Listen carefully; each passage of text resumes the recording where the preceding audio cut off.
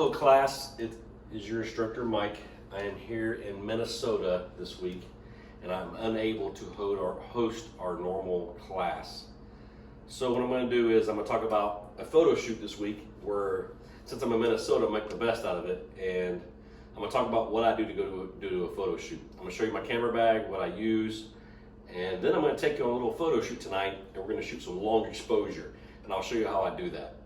So to start this off, I'm going to break down the camera bag just a little bit so you have an idea what we're looking at. To do long exposure, I'm going to tell you right off the bat, you're going to need something to keep your camera steady, because you're making your shutter slow way down.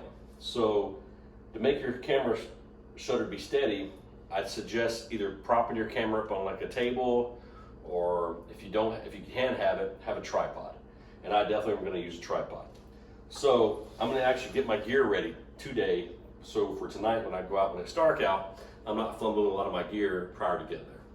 So this is my camera bag. This is my travel bag. This is what I use everywhere I go. It's simple for me because I have so much stuff. I'll break down what I have.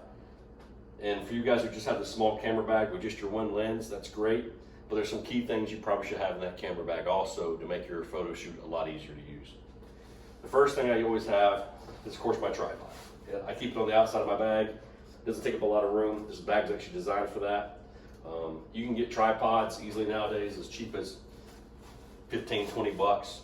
You can buy them used online, or you can even get them at a local store for more money. I think this one, it cost me when I bought it was about 50 though. It's a little bit more expensive. The next thing I have in my camera bag, you'll see there's all kinds of pockets. I have a top pocket here, which stores a whole bunch of stuff. I keep an extra camera lens. It's the only place I have for it to fit because I have so much gear. And then on top of that, inside my camera bag, you guys know I do aerial photography also. That is actually where I keep my drone. My drone is a nice zip case. I use these small little zip cases inside my bag because they protect my equipment.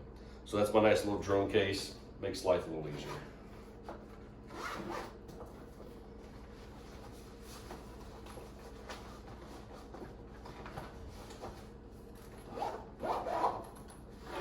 Then for me, I have a back pocket.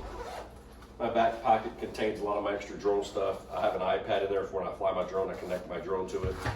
I have little bright LED lights I put in there, which we're going to use for class later one day.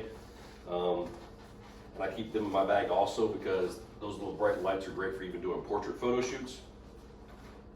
And it's just a simple little case.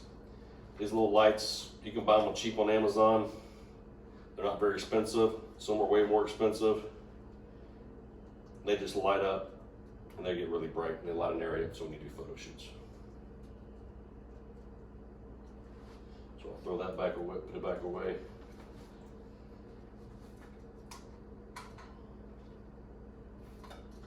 Won't need to use for a light tonight for what we're doing. The camera uses it all. We won't even need a flash for tonight.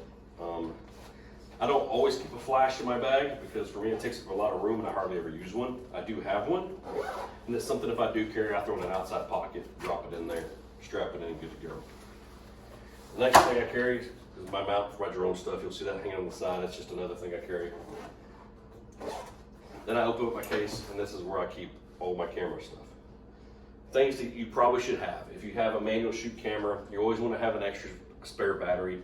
I keep spare batteries on the outside of my little zip bag so they're easy. I can easily get to, so I can pull them out fast when I need them. I also keep my tripod mount, which I'm going to end up putting on my camera in just a minute because I need that. So I'm going to put that there. And then of course I keep my camera in the side. This is my telephoto lens I have on here. Not really a telephoto.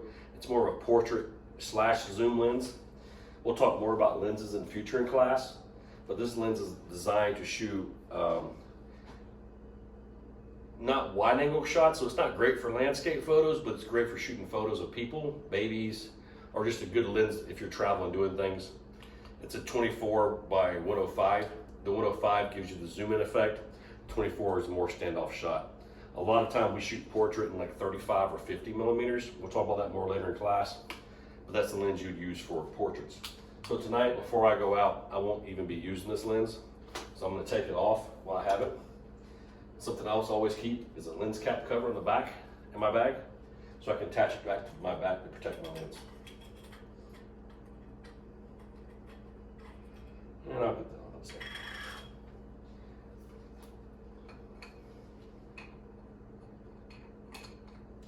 The lens I'm going to use tonight is a wide angle zoom lens. I use this for landscape, and I also use this for real estate photos. The reason for real estate photos is the wide angle lets me take pictures of rooms and it shows the whole room off instead of cutting the room short like a normal lens will do. So that's the lens I'll be using tonight. It has a low aperture rate, which I'll tell you about later in the future, and that gives us the best shots for photographing at night also. I know you guys only have one camera lens on your camera, or you can't change your lenses out, and that's fine. You can use what you have, and you can still take really great photos. Another thing I'll do before I go out, I told you I'll attach the tripod mount, which is hooked to the bottom here. I have a couple different adapters hooked to my camera, but I'm going to attach my tripod mount for later. I'm just going to have that set up so I'm not fumbling in the dark, and I'm not sitting on I'm shooting off the side of a highway today, and I don't want to be on the side of the highway longer than I need to be to do my photo. So the next thing I'm going to do is I'm going to make sure my camera is in the mode I want it in. So I'll turn it on real fast, take my lens cap off so I can see what I'm doing. It helps out. Turn my camera on real fast, and I'm going to flip it. To do this, I have to flip it to manual mode. So I'm going to flip it always to that M button we talked about earlier in class. I'm going to set it at manual. And this lets me play with it for shutter speeds and all that stuff. I can't do that yet because I'm not out there to know what it's going to look like yet. But what I can do is at least set it at manual mode.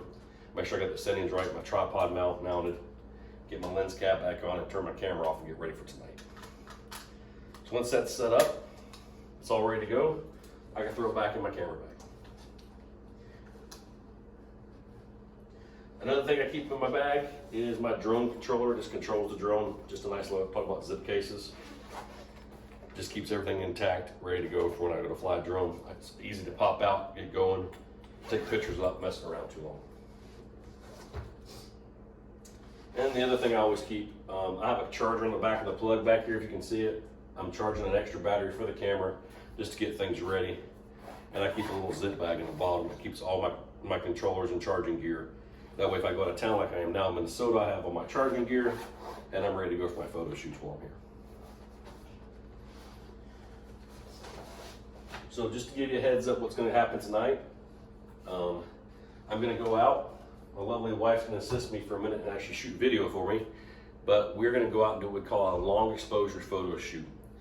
And for a long exposure, I'll have to use a tripod, which I'll show. I'm going to point it down. I'm going to try to catch cars going underneath the roadway, the main interstate here. As cars go by, it creates those long streaks of light that you see in the cool photos where a car is moving. It's just a big streak of blurriness. We're going to do that tonight and teach you how to do that. So that's the plan. This is a little quick setup for the photo shoot, and let's see how it goes.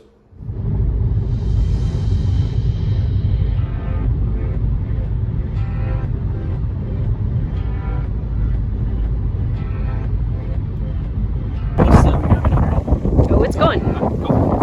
So I'm going to set up real fast. Something I forgot to say, when you shoot long exposure with cars moving by to get those streaks, you got to put a timer on your camera. If you don't run a timer, when you touch the shutter button, it causes blur in your photo. So usually I set up like a 3-second timer on my shutter speed, and we'll go from there. And yes, it's very cold. We're freezing right now, so I'll let you guys know it's cold.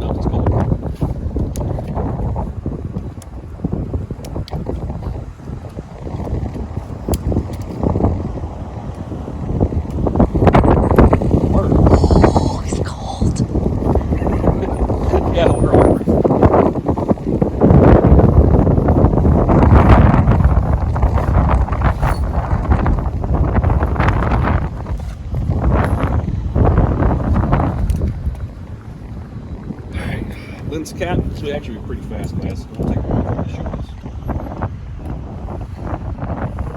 First thing I do, bring up the camera, I'm sure. First thing I do is set my camera up. I'm gonna get my angle. But you can see right now, I cannot see my photo screen. So therefore, first thing I'm gonna do is I'm gonna keep it as I can kind of see the outline of the building. But I'm gonna change my shutter speed because I need to go a lot slower. It should really light the building up. It's about a 2-second shutter speed. I'm going to change my ISOs. We talked about ISOs before. We're going to bring those up to about 400. 409. Well, actually, we go a little 100. Go 600.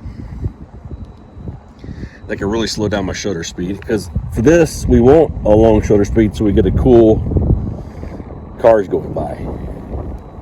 Get my angle where I want it. We may move a little further forward. Oh, you're fine. Totally fine. You're good. You're totally fine.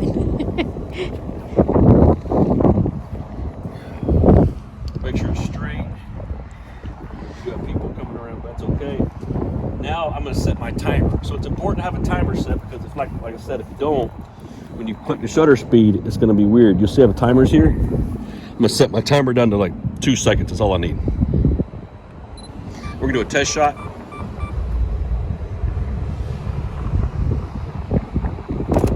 That's how that works. See if I get any streaks from those cars. It's kind of cool. I'm going to readjust that just a little bit. Not quite what I want.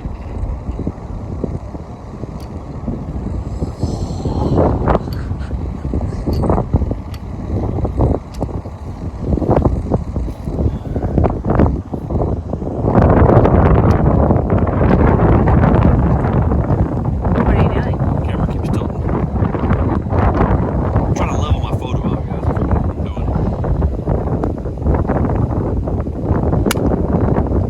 So the camera keeps sliding over.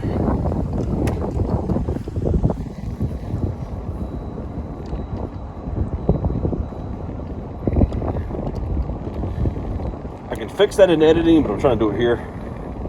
So it's just one less step I have to do. So now I'm gonna wait for another car to come by. It looks pretty good. We're waiting to hear the red light. I'll kind of show you here. So I'm waiting for the red light to change. This is how I time my photos. So I get a really cool nighttime video. Michelle's being a champ because it's freezing outside. It's cold. It's a little cold. Come on, cars. Oh, there one. There you go.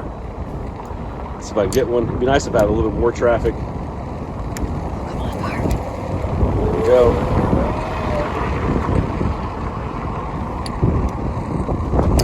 I don't think it went. I think it just lit up. Yeah, sorry. Now it's gonna go. I'm gonna miss my cars. I'm gonna give a little bit of break on video for a minute. Shut it off just for a second. I'll kick it back on in just a second. All right, guys, just to give you a heads up, I'm out here still. I changed locations because the car traffic in front of the Mayo Clinic was not very good. So now I have more cars coming. I got some green lights. I should be able to hit it here soon. These cars are coming by. It should give me the photo I want. I lined it up, trying to make life easy. Like I said, it's about a 2 second timer. The car's got a red light, so we're going to have to hold off for just a second. Should get the photo I want. Basically, I just had to move locations because the traffic did not give the blur, the cool photo that I want. So you'll see in just a second. Cars are moving. Just give you a heads up. It's about 35 degrees now, so I'm a little cold.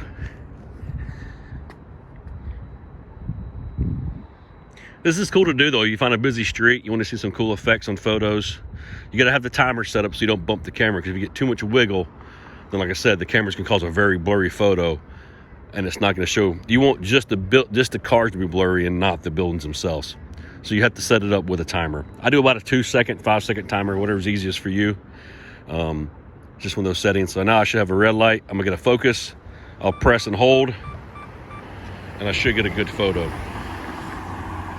The camera's taking 2 seconds to shoot off this photo because I slowed down my shutter speed to 2 seconds. And now we're gonna look just a preview of the photo. You get the cool blur with the photos, with the videos. I'm gonna go back and do some editing here soon, so you can kind of see what's going on. Cool little downtown Minneapolis area, just to show you guys around and let you see what's up. But hope you enjoyed it so far. Like I said, set up your camera. You gotta slow your shutter speed way down.